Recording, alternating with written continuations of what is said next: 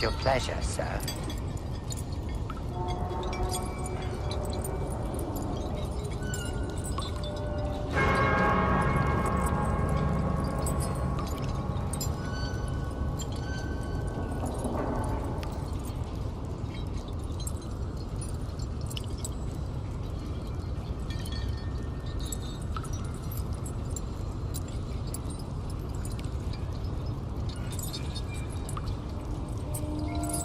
Bom dia, boa tarde, boa noite, sejam todos muito bem-vindos. Rodrigo Orso aqui junto com o Arthur Rossi para a gente continuar a saga Hellraiser. Sim, chegamos no pico da ladeira agora, de acordo com todo mundo, é ladeira abaixo, ninguém gosta, todo mundo critica, mas nós vamos provar para vocês que se você mudar a sua ótica e a sua forma de interpretar, até os piores filmes, as piores continuações que vão vir aqui na sequência, tem uma coisa legal, dá para se aproveitar, não é esquecer a expectativa, é imaginar que esses próximos filmes não são Hellraiser, eles são histórias aleatórias onde a caixa se faz presente. Então, só com isso na cabeça, a tua expectativa já muda e a tua maneira de interpretar essas histórias já muda também. Só um parênteses explicando para vocês por que isso tudo acontece. Os estúdios e as distribuidoras, elas têm por contrato que se um filme não é lançado, se um novo filme sobre aquele selo, sobre aquele nome não é lançado de tanto em tanto tempo, ela perde os direitos de comercialização dessa franquia, desse filme e tudo mais.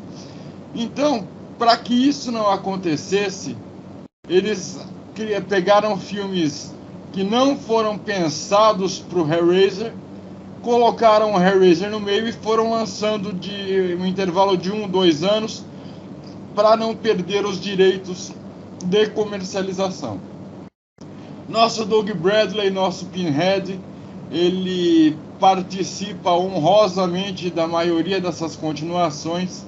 Chegou um momento que até para ele estava demais, eu acho que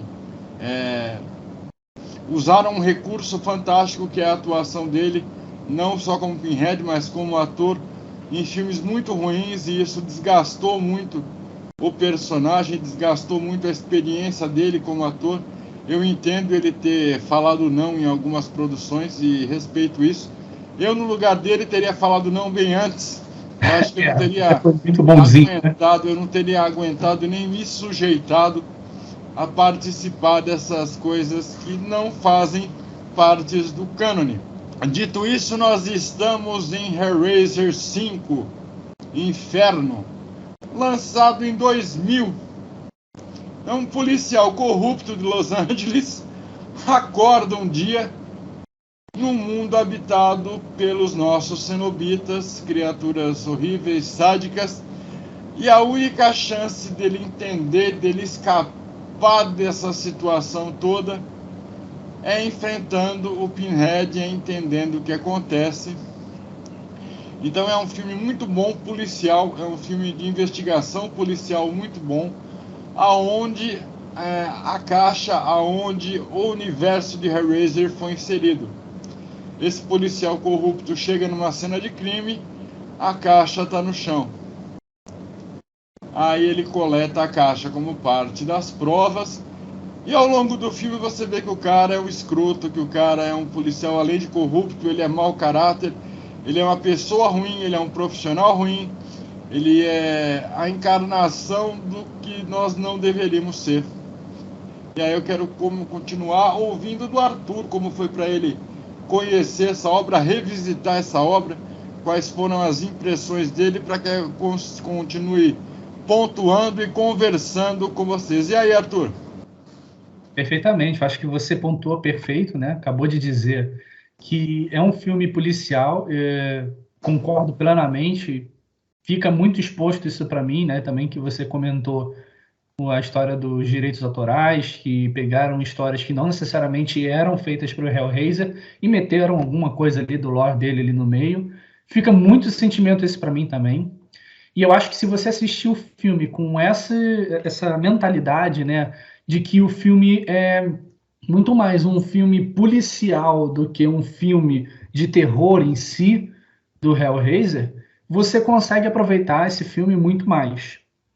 Concordo plenamente que, para mim, também é só ladeira abaixo agora, né? Mas ainda dá para poder tirar coisas boas desse filme. Não é um filme ruim. Ele só não tem a ver com a própria franquia. Então desvincula um pouco, porque Exatamente. assim, você vai ver um filme policial que vai ter elementos do Hellraiser, elementos como a Caixa, como o Pinhead, cenobitas em geral, e realmente é o que tem ali dentro. Agora, falando também um pouco mais sobre o filme, né, que você já comentou, que ele é um policial corrupto, trai esposa, mente, ele faz um monte de coisa que não deveria, está envolvido, né, diretamente também com um acidente. Uma coisa que ficou um pouco confuso para mim até, que eu acho que fico com um pouquinho de spoiler, mas o Orso que me corrija, não ficou muito claro exatamente a relação, se ele está vivo, se ele não está vivo, se o que ele tem é sonho, se não é sonho. Isso ficou um pouquinho não tão claro para mim.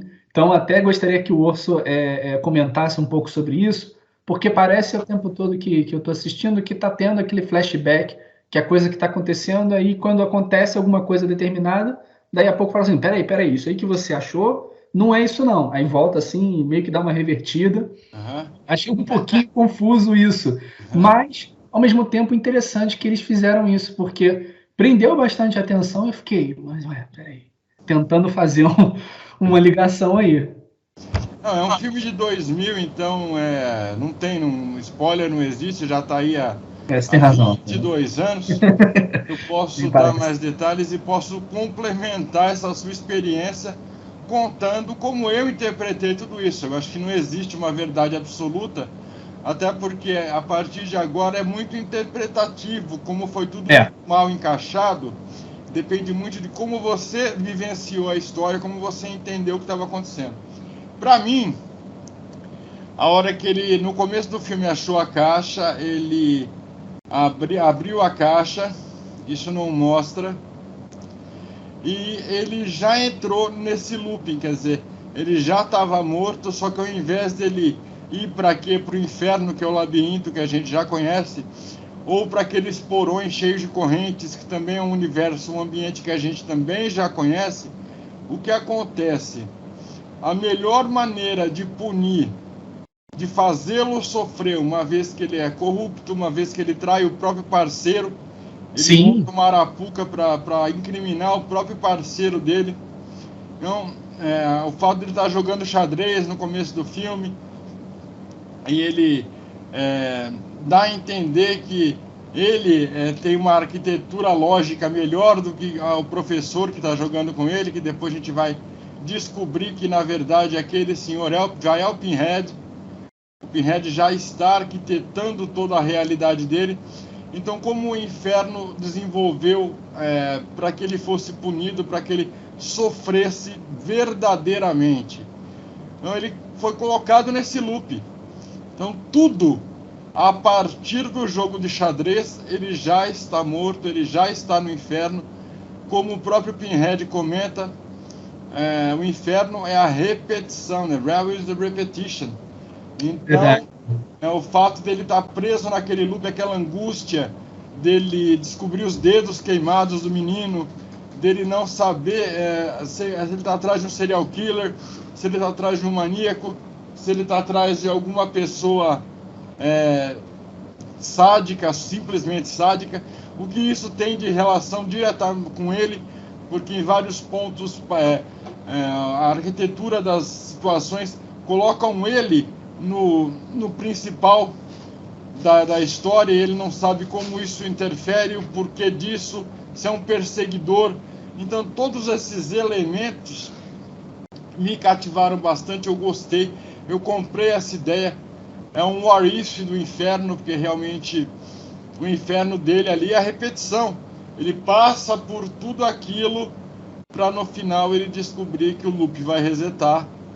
E o mais legal de tudo isso, ele não tem essa consciência. É uma coisa meio Black Mirror, muito antes de Black Mirror existir. Antes. Então, se você analisar por essa ótica, talvez o filme agrade. É claro, o CG está mal feito, os efeitos especiais são sofríveis. Datado, né? Mas, se você analisar que é um bom filme de terror,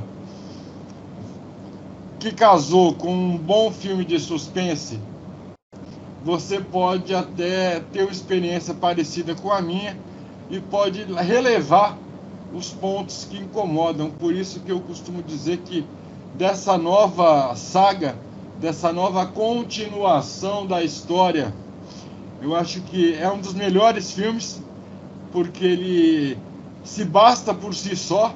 Essa ideia de promover um novo tipo de castigo através da repetição é uma coisa nova na franquia, é uma coisa que eles deveriam ter aproveitado melhor nos outros filmes, mas aí a gente vai chegar neles depois.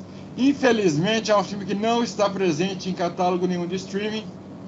Daqui para frente vai ser complicado encontrá-los, mas se você tiver a oportunidade de continuar assistindo, acompanhando e revisitar Hellraiser 5, o Inferno, para que você possa analisar sobre a nossa ótica, ou usando as peças que nós trouxemos para vocês agora, talvez a tua experiência com esse filme mude e você passe a gostar dele, porque eu gosto dele.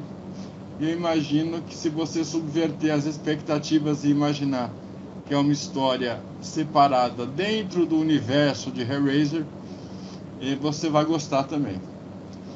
Arthur, mais alguma coisa que você queira complementar? Não, apenas mesmo comentar que assim, a tua interpretação foi mais ou menos a que eu tive.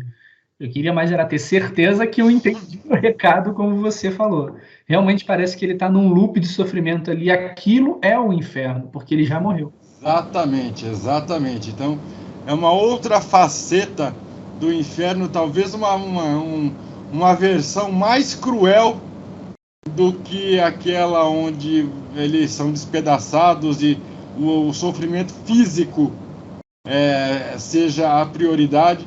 Nesse caso, o sofrimento também é psicológico, ele também fica... É como se a cabeça dele fosse para o moedor de carne, ele está tentando descobrir, ele está tentando investigar. Por pior que ele seja, ele cria uma empatia com esse menino, que na verdade é ele mesmo, é a essência dele mesmo se destruindo. Então é uma coisa muito bem pensada, muito bem colocada. Se fosse só um filme policial, também seria um ótimo filme policial, mas eu gostei dessa outra interpretação e isso gerou expectativa. A partir desse quinto, eu fiquei imaginando quais outras formas de gerar essa dor e prazer, esse sofrimento, eles vão colocar nos próximos. E aí algumas experiências boas, outras nem tanto, mas todos eles têm uma coisinha ou outra que faz valer a pena a visita ao universo, nem que seja só para falar mal. Já vou dar um spoiler, tem um desses próximos dentro da cadeia da saga que nós vamos falar, que eu não consegui garimpar absolutamente nada de bom. Vai ser quase um resmungando, mas ele está na saga, a gente precisa trazer, precisa ser sincero e honesto com a galera que está acompanhando aí. Então é nóis, pessoal, valeu!